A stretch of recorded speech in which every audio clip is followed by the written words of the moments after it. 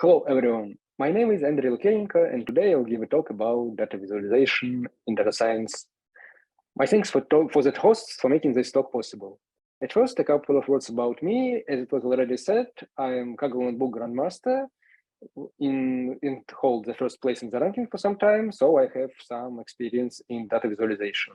And currently, I am working as a senior data scientist at Karim and use data visualization at my job too. So I have some practical experience in industry too. Let me present you the content of my talk. First of all, I'll speak about data visualization in general. Why is it useful? How can it be used for everyday tasks? And so what is it? Then I'll speak a bit about the history. The history of data visualization is a huge topic, so I'll just highlight several important points. Nowadays, people usually use specialized software for data visualization, and I'll show examples and, when possible, the pieces of code for it. There are a lot of types of charts which people use for data visualization, so they have various ways of being categorized, and I'll show these ways. Next, if you're doing data visualization like for yourself or infrequently, then you could use just default ways of doing it. But you aim to do it professionally, you would need more skills, and I will talk about the skills. That previous points were more about the theory, even though with some pieces of code. And next, I'll talk about practice. I'll show several examples of taking a mediocre visualization and improving it. We will see how can they be improved step by step. And then I will show some practical examples of visualizations used for machine learning specifically, for models, for interpretation, and so on. So what is data visualization? If we use a formal definition, then data visualization is the graphical representation of information and data. Yeah. So basically, we are humans. Our eyes are drawn to colors, to shapes, and patterns. So data visualization uses them and grabs our interest and tries to keep us interested in the message. When we see a chart, we usually can see the trends and the outliers. If we see something, we can easily internalize and understand it. And this is how storytelling works. This is much better than just staring at a huge spreadsheet with data and telling nothing. But it's not that easy. You can't just slap a random chart on the data. Yeah. To create an efficient data visualization, we need to balance the form and the function. For example, if we have a practical but plain graph, it could be too boring to capture people's attention. Yeah. On the other hand, if we have a story visualization, it may fail at delivering the right message and information. Yes. So the data and the visualization need to work together, and there is an art to combining great analysis with great storytelling. Now I'll show two practical examples where data visualization shines compared with looking at simple data statistics. This small dataset is called unscombrous data quartet. It shows 4 pairs of X and Y. They have different values, and yet they have the same statistics and correlation. As you can see, in all the cases, the mean value of X is 9, the mean value of Y is 7.5, and the correlation is the same. Yeah. But if we look at the plots, we see a completely different story. Yeah. The first plot is something which we could expect of a usual situation when I have some data, some random noise, but it still correlate. Yeah. But if you look at the second and the third charts, you can see that they are very different from the first one. And of course, there is the last plot, which has a huge outlier. And so you can see that we have the similar data. They have similar statistics, but they look completely different. Of course, when we have this small table, we can see the problem almost immediately, yeah? But if we have some huge data, some big data with millions of rows, it would be impossible to just understand something by looking at it. So visualization would really help in this case, yeah? Another fun example is this dataset. It's called DataHour dozen, yeah? As you could guess from its name, it has 12 datasets with the same stats. So basically, we have 12 different datasets, which have the same mean, the same statistics, but as you can see, they look completely different. Yeah. So this is another great example of the importance of data visualization. As I said, history of data visualization is a huge and vast topic. Yeah, but it's not possible to speak about everything in my talk. So if you want to know more about some important milestones, then you could read this slide. Yeah, but I'll talk about 2 points. First of all, I want to show this awesome visualization. Yeah, this visualization was done around 2 centuries ago, and it's called the minor diagram. It shows the losses suffered by Napoleon's army in the 1812. Here you can see 6 variables: the size of the army, the location in the two-dimensional surface, time, the direction of movement, and the temperature. Yeah. So basically, when you look at the line, the width illustrates the size of the army at a specific point of time. The temperature axis shows the possible cause of the change of army size. Yeah, and you can also see where the army was situated. Yeah. So basically, you have 6 variables on the two-dimensional surface. Yeah. Tufte wrote in 1983 that it could be the best statistical graph ever drawn. Of course, since that time, there were some other awesome graphs, but this is still amazing for the time at which it was created. Speaking of Tufte, John Tukey and Denver Tufte are 2 famous persons because they did a lot to progress data visualization. One of them had a statistical approach for exploratory data analysis, and the other one wrote the book, The Visual Displays of Quantitative Information. They paved the way for refining data visualization techniques so that it can be used by simple people and not only by statisticians. Yeah. In this book, they also define the principles for effective graphical display, and they are still actually used nowadays. Yeah, there are a lot of great ideas, but they can be distilled in the following points. The first one is maximize data ink ratio. Data ink ratio is the term of the author, and he uses it a lot in his book. Yeah, basically, he was against using excessive decorations. He preferred simple and functional charts. Yeah. Another point is minimize slide factor. So avoid distorting what the data has to say. I will show several examples of it. And the other 2 points, I think, are self-explanatory, so it's understandable. Now I want to talk about the software. If we talk about some beautiful data visualizations, they're usually done by hand, or maybe by usual visual editors, even Photoshop, for example. But usually it's too time consuming, too inefficient, and people prefer to use more practical software. Let's start with Python. Yeah, Python is a commonly used programming language used for machine learning, data science, and many other things. There are a lot of packages, and Matplotlib is the most popular one for data visualization. It's possible to do almost anything with it, yeah, although it would require a lot of code. Those people who already tried Matplotlib know that it's very verbose. Sometimes you need to write really a lot of code, yeah, but it's extremely flexible and versatile, yeah. One thing it isn't very good at is making interactive plots, because it's possible to create them, yeah, it's possible, but it will be very difficult, and there are better tools. For example, this tool. This is Plotly. This is another Python library, and it is what's created for interactive visualization, making pop-ups, filtering, zooming, and many other things. There is a huge ecosystem around it. For example, there is a Dash for creating dashboards. Yeah. Of course, there are many different libraries for interactive visualizations, but for example, I like this one. And some of my visualizations will have a code illustrating them. So here you can see how to make a similar visualization.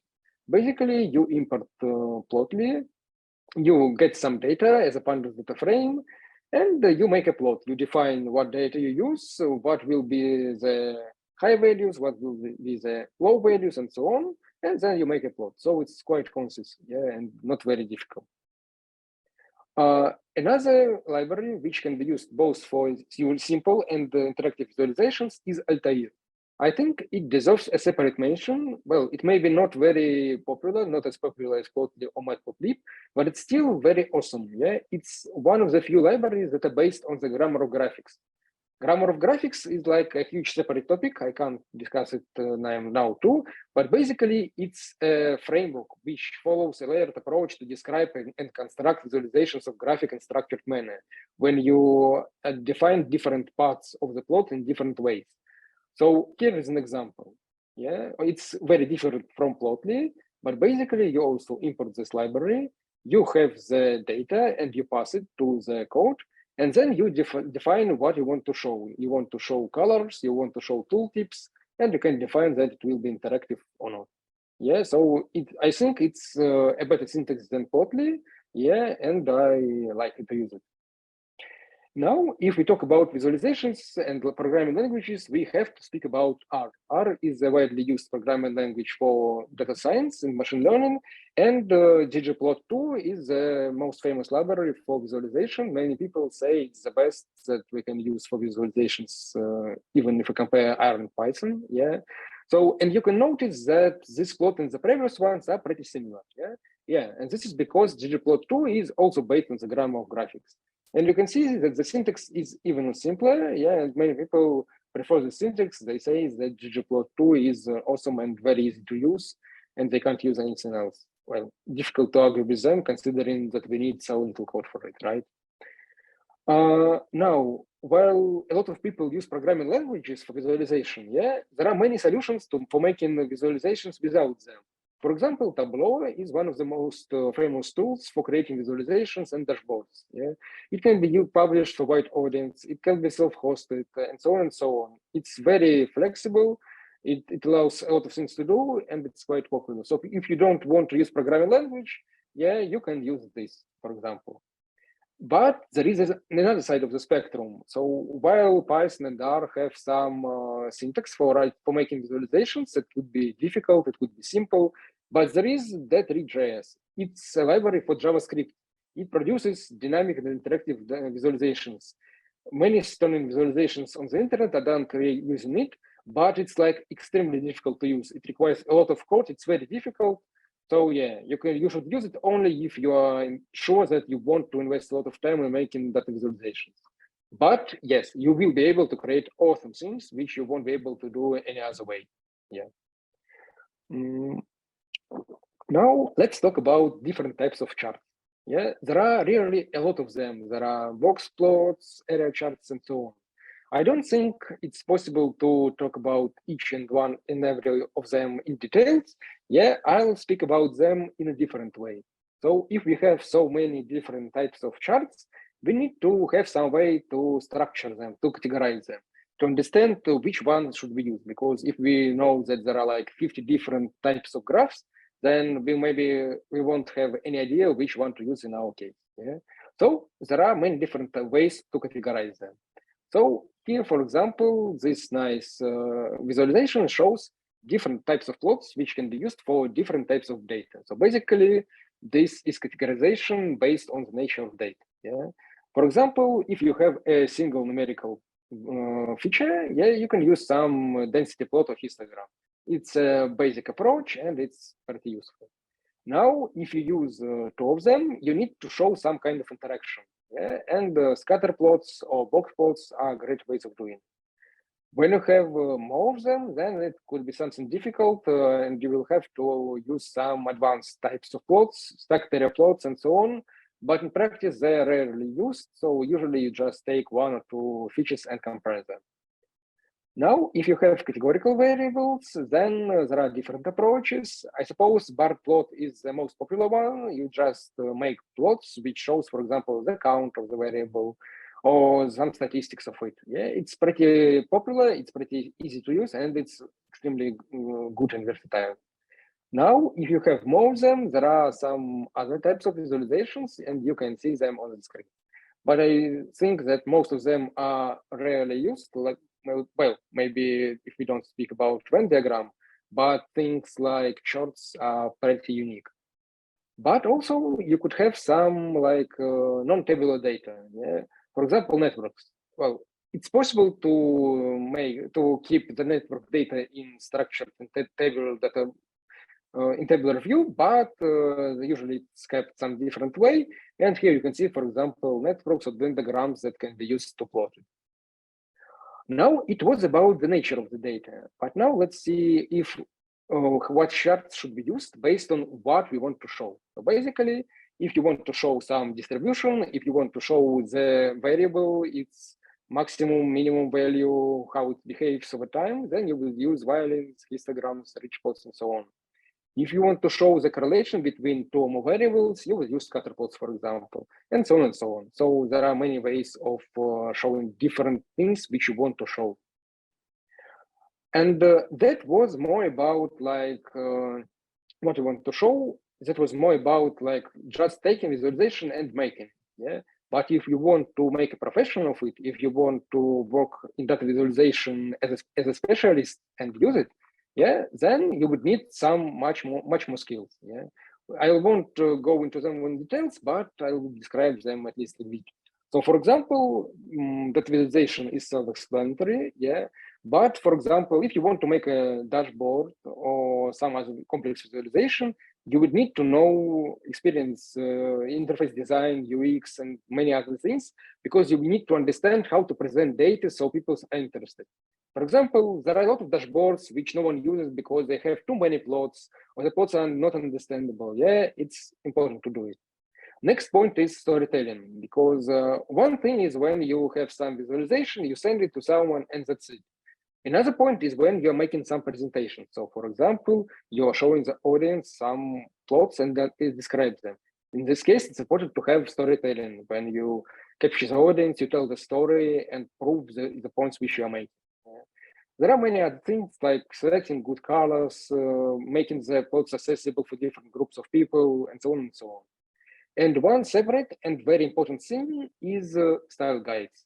So basically, style guides are some standards for formatting and designing graphs. Yeah?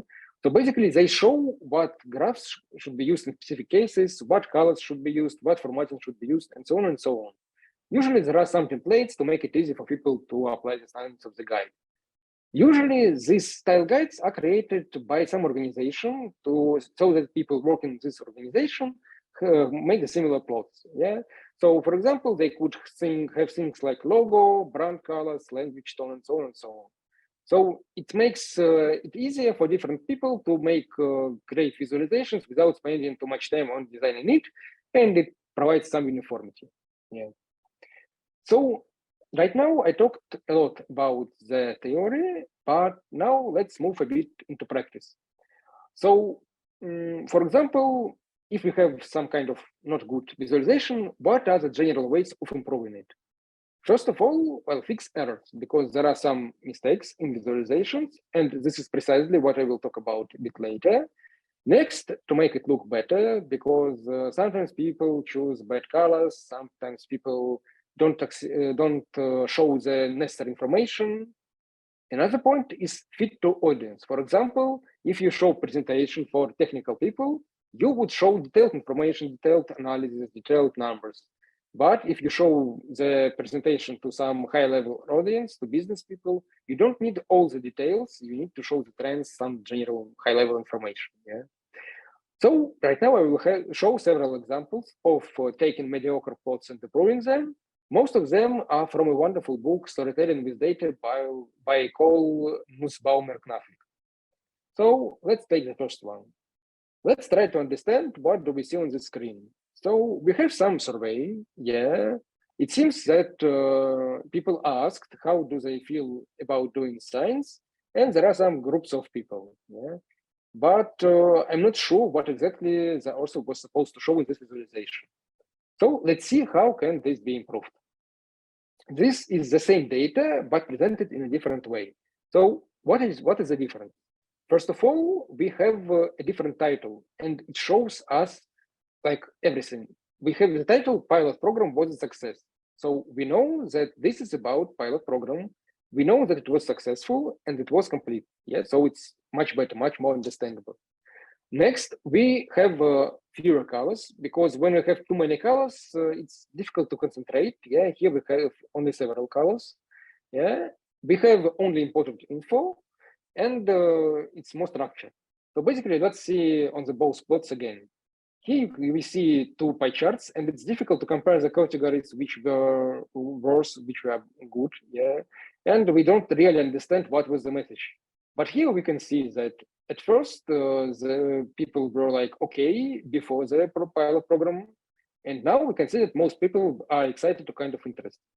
So it's like this visualization, it accentuates the information, it doesn't distract you, and it shows the main message right now. This is why it's better.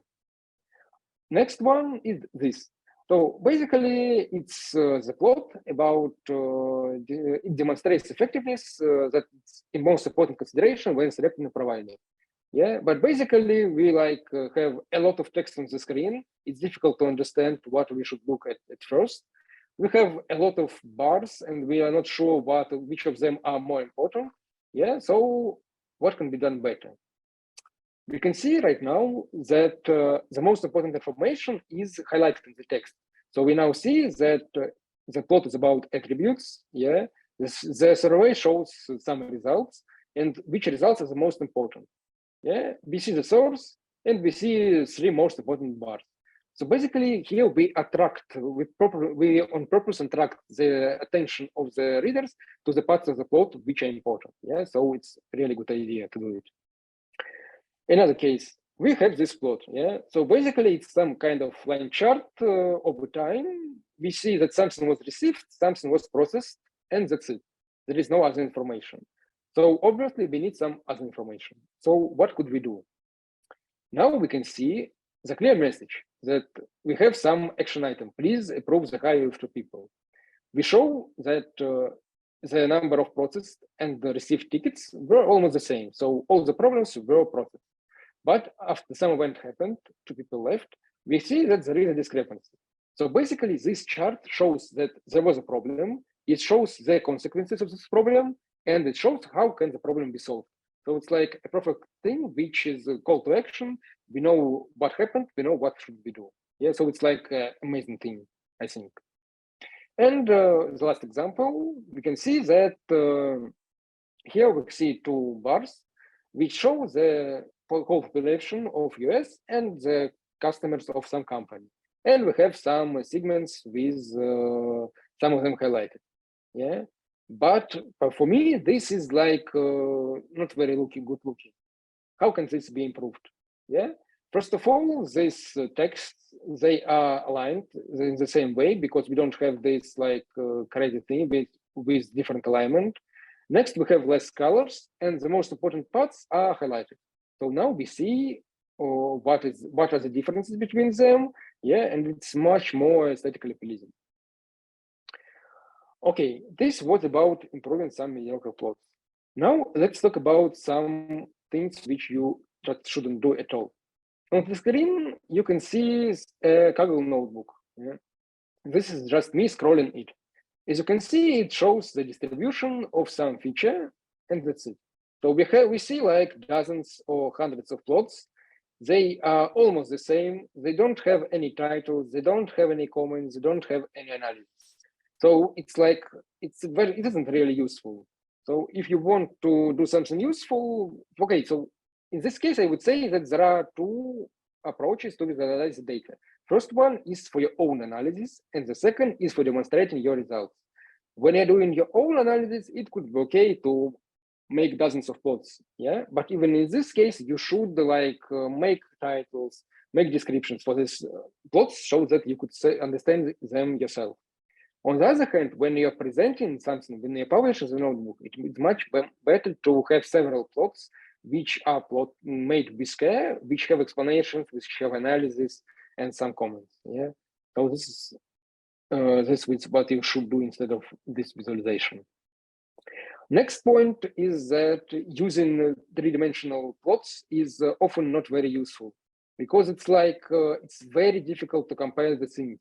So for example, if we look at this plot, if we look at the column D, what is this value? Can you guess it just by looking?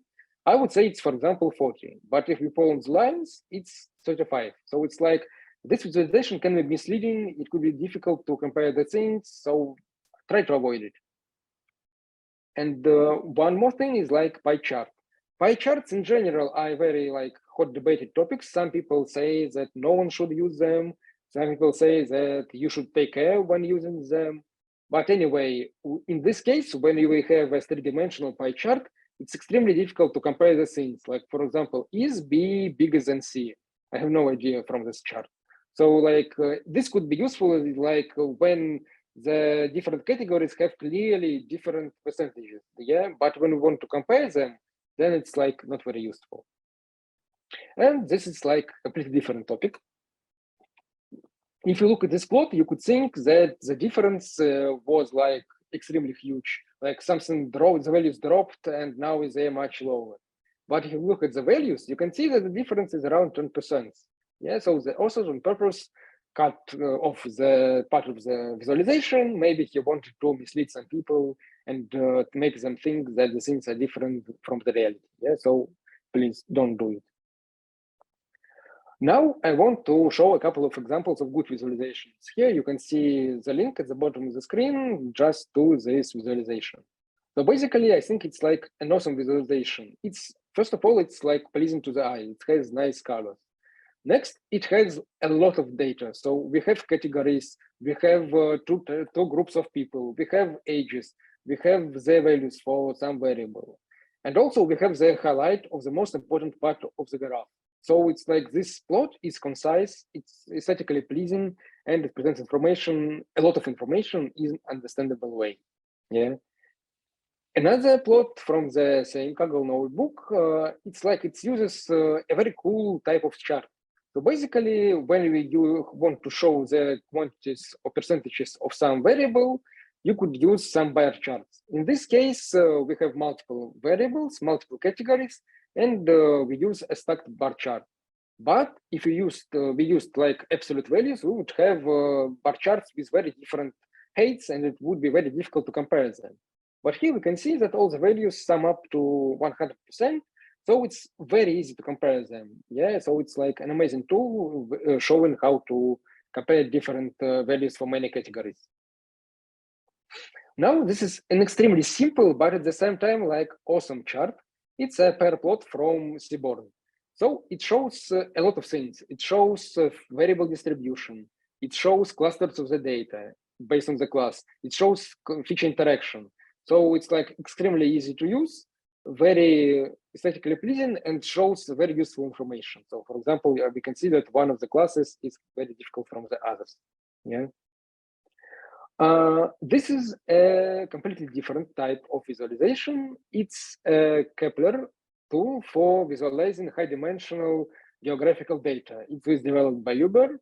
So if you have like a lot of the data, a lot of geographical data, which you want to show on the plot, it's a perfect tool for this purpose because it supports showing like millions of points, and it's very cool. Now I want to show how to use visualizations for machine learning, for interpreting the models, for showing the models, and so on. On this tool, you can see a visualization from a library called SHAP. So it's for explaining machine learning models. You can see here that there are like multiple things shown on the screen. When you see this library, it could be pretty difficult to understand it, but after you get used to it, it's like awesome because it shows a lot of information in a concise way. Basically, it shows that, for example, high or low values of some variable, how do they contribute to the target variable? So for example, if we have some classification for a binary, we have two classes, and we see that blue values are on the left part of the screen, then we say that the lower is this variable, the more chances that the class is 0. The higher is this variable, the higher chances this class is 1. Some other variables are different, yeah, they are opposite. So it's like it's easy to plot, and it's very useful for interpreting things. And it often is used for industry. It's business people understand it, so it can be used, and it really helps to explain people how the models work. This is another type of plot. It plots word embeddings. So there are many ways to create word embeddings like fast text, BERT, and many other things. But usually they have a huge dimensionality, like 300 values, 700 values or more. So you can't compare them directly. But if you do some dimensionality reduction and put them in two-dimensional space, you can see some awesome things. So here you see different clusters. You can see that some words belong to specific groups, and you can understand them much better. Yeah. Next, this is the screenshot from Weights and Biases. Weights and Biases is a cool library, and like not only a library, it's like a huge platform for logging machine learning model training. For example, here you can see that someone made a hyperparameter optimization for some gradient boosting model. Yes, or maybe no, I think it's for neural nets. So, and the main thing is like you can see on the left part of the screen different experiments, and you can select only several of them. you can see how different hyperparameters influence the accuracy, and you can see that some of them have high values of the first variable. They have a high impact on accuracy. Some have lower impact. You can see that some of the parameters have like values, and like some here parameters have a higher influence on the model performance, or lower. So it's better to optimize only some of them. You can see the best performance. You can see compare training plots for different runs. So it's like an extremely great visualization, and it's used in practice for comparing the models. This is sharp again, and it can be used not only for tabular data, but also for some neural nets. So in this case, it's for images. We can see that when we have this image, it's a photo of an apple and a strawberry. When we try to predict a strawberry, we can see that some part of the image is very important for it, like it's logical. But when we try to predict some completely different classes, then there is nothing useful in the image, and we can see that nothing is highlighted. Another tool, which is also used for analyzing the images and the models for images, is GradCam. Basically, it shows activations on different layers of the network. So you can see that, for example, we try to do something with an image of pizza, and you can see that different parts of neural net highlight different parts of the images. So this way you can see how some internal layers of neural network work. Yeah, it's pretty cool and can be useful to improve the model performance. This is a different tool. It's called Neuron. It can show the model structure. It's model agnostic. It's like framework agnostic. So you can use it for PyTorch, for TensorFlow, for Keras, for some other libraries. You can use it for ONNX and for many other formats. And it will show the structure of the neural net in details. Yeah. So there are some inbuilt capabilities in different frameworks for making visualizations of the structure. But here you can see it's like presented in a very nice way, and it's easy to look at it, to share it, and so on. So it's like a great tool. Now, this was most of the things that I wanted to say. Yeah, you can see there are several pages with references. You can see the examples of the plots. You can see the code from the plots which I showed to you. You can see some additional thoughts and some blog posts about them. Also, if you are interested like in pursuing data visualization more seriously, I would suggest joining Data Visualization Society. It's a huge society of professionals working in data visualization industry. Yeah, I am part of it, and it's pretty interesting and cool. So this was the things which I wanted to talk about. Like, so data visualization is an interesting topic. Like, it can be interesting both in theoretical and practical matters. There are a lot of ways to make simple visualizations. There are a lot of ways to make some awesome visualizations, and it's up to you to decide where you want to draw the line and to make the plot. Yeah. So these are my contacts. I hope this talk was interesting to you, and now I can answer the questions which you left in the chat. Okay, Mr. Lukinenko, do you want me to read out the questions, or how do you want us to do this? I can read them myself if you are okay with it. Sure. And so sorry, sir, but I request you to read out the questions as well, so that the larger audience knows what the question is about. Okay, yes. So I'll start with the questions from the chat, and then I'll move to the Q&A section. So no, the first question. Okay. I'm sorry. Please. I mean, the questions we'll take all the questions to the question and answer. You needn't worry about the chat section. Okay, sure. So Q&A. First one. How do you connect data visualizations from Python into nice infographics?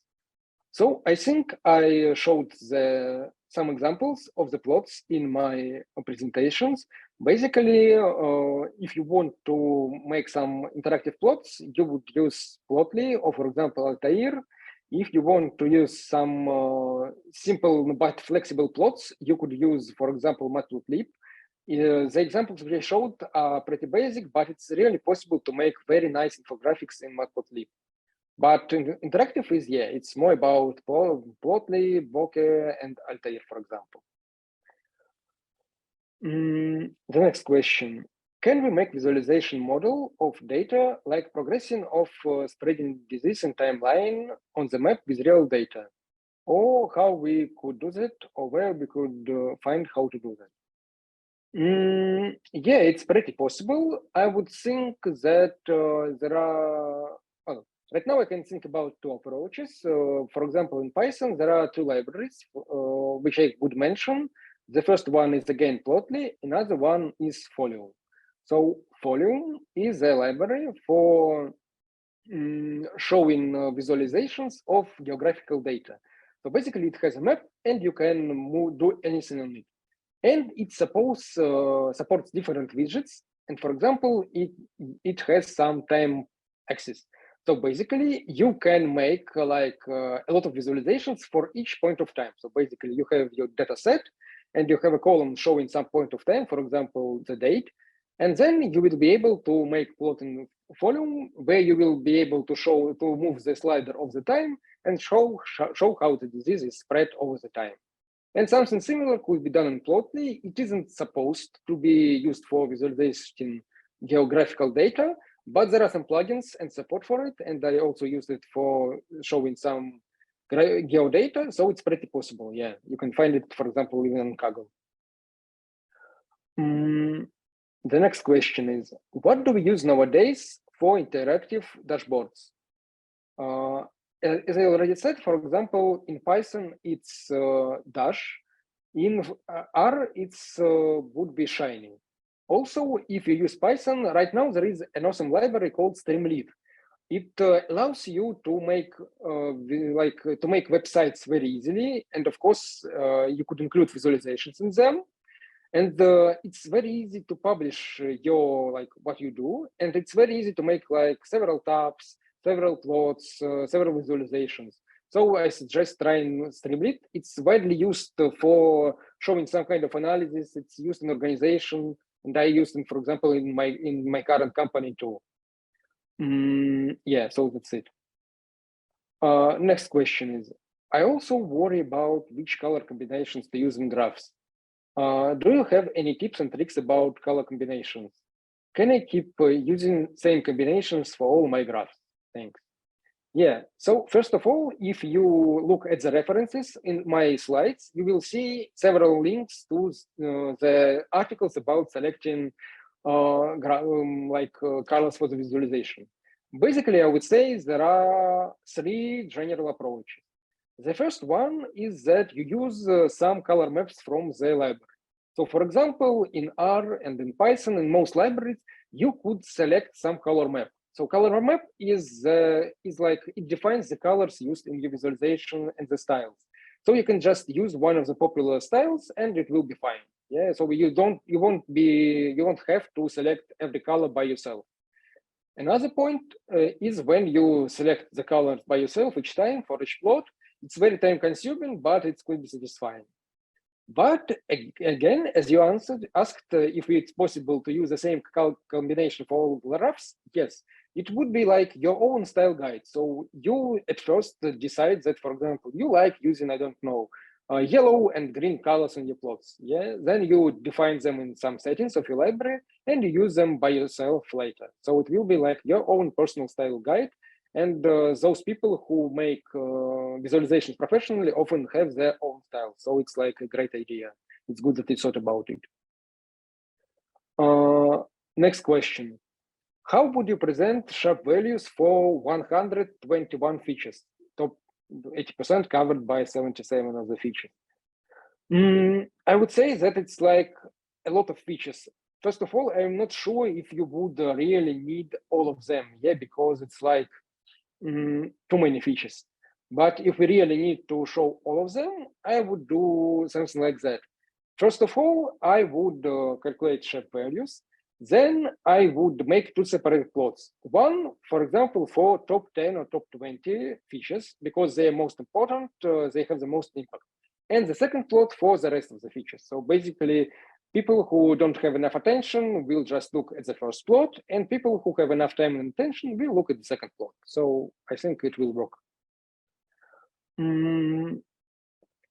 Which visualization tool is best, Power BI, Tableau, or Python libraries? I would say that it depends on the purpose.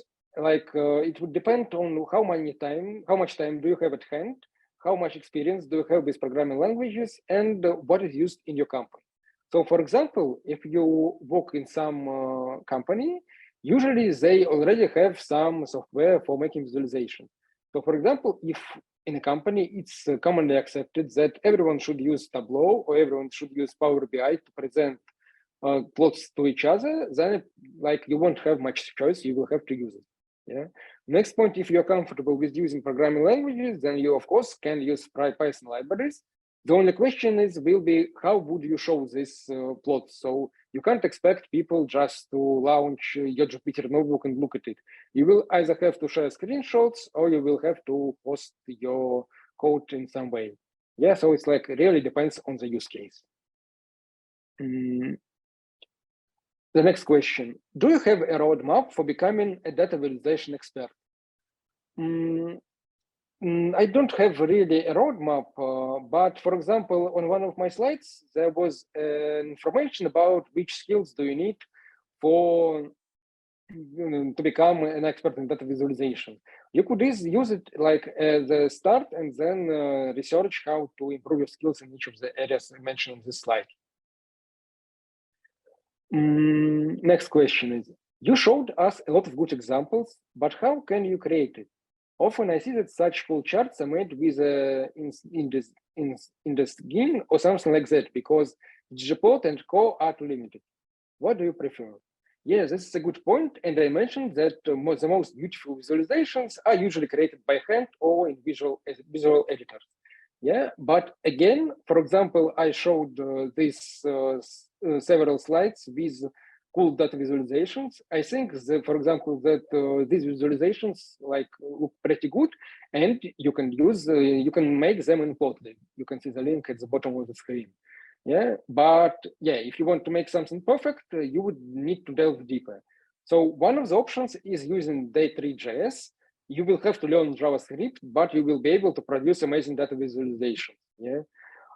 If you want to have something completely custom, then sadly you will have to do it by hand or by using some visual editor. So if you have a lot of time and your job is about creating beautiful visualizations, you will have to do it. But if visualization is a small or well, not very small, but only one of the parts of your job, it's much more efficient to use libraries like ggplot in Python or Plotly and just find a good color scheme to use and show. The next question is, are there any resources to develop storytelling skill? It's difficult to say because basically storytelling is like a combination of various skills. First of all, it's about creating the good presentation or good visualization itself. Another one is having some good presentation skills, capturing your audience, making good accents, noticing when your audience become more bored and enlivening them. It's also about being able to make a good story.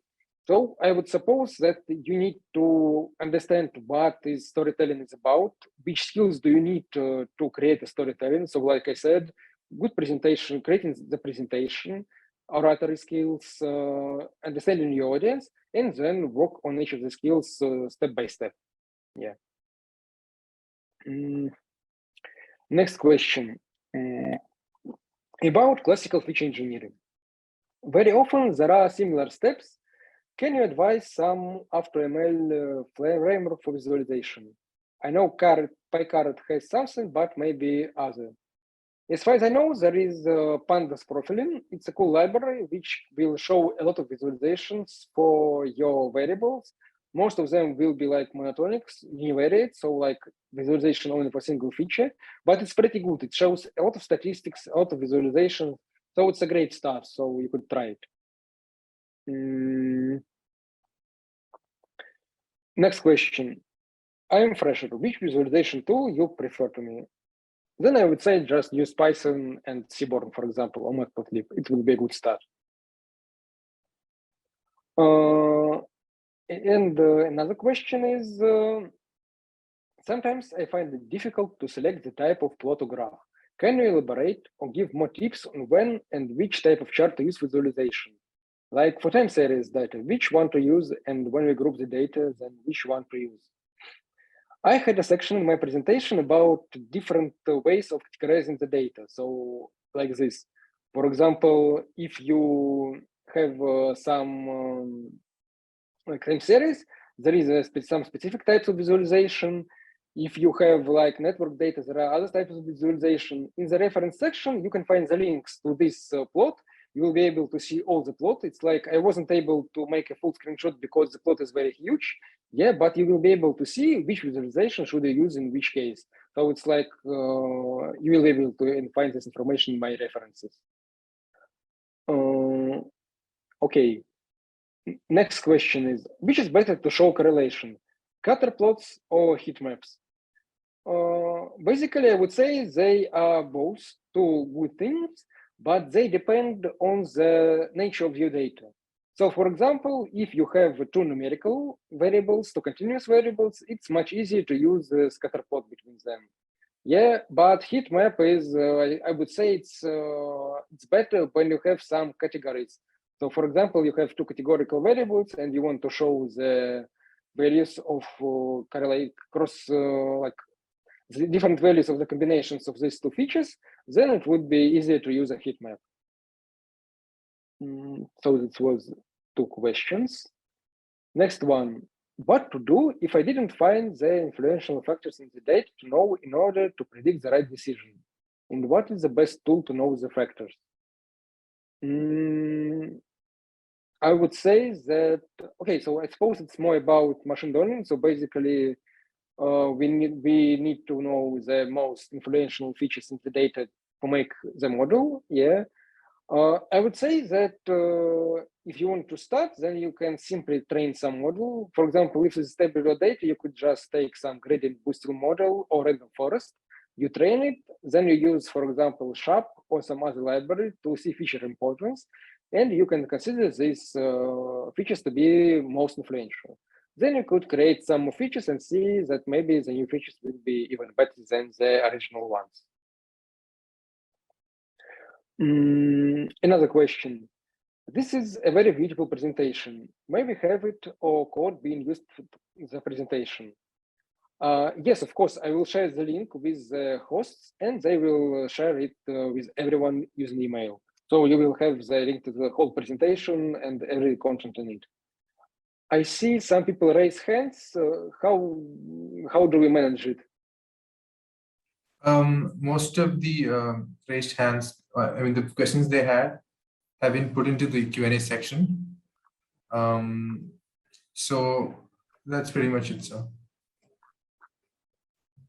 Okay, if anyone has any questions, you can again post them on the Q&A and I will answer them. Yes, guys, we have a couple more minutes as well.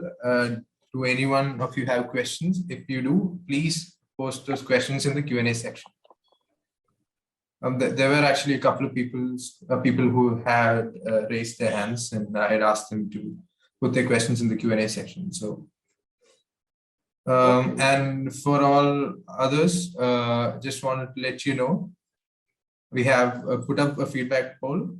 Please do fill in. Okay, sir, you have a question here.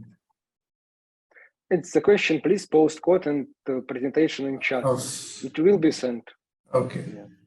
See, guys, we've repeatedly told you all that you'll get these files via our mail, so don't worry about it. I guess that's the end of it. Thank you, Mr. Lukinenko. Thanks for the session. On behalf of Analytics Vidhya, I'd like to thank you for your time and for delivering such wonderful gains of knowledge. And also for being patient with all those questions. We had, I must say, a bit more questions than we usually do. And I hope you have a wonderful day in Moscow. I'd also like to thank our audience for being with us until the end. So once again, thank you, sir. And thank you. Also, it was very interesting and it was nice seeing so many questions and being able to answer them. Oh, we're glad you've been happy. Have a great day, sir. Thank you. Goodbye. Okay, everyone, thank you for being here. Hope to see you all again. Again, have a wonderful day ahead. Thank you.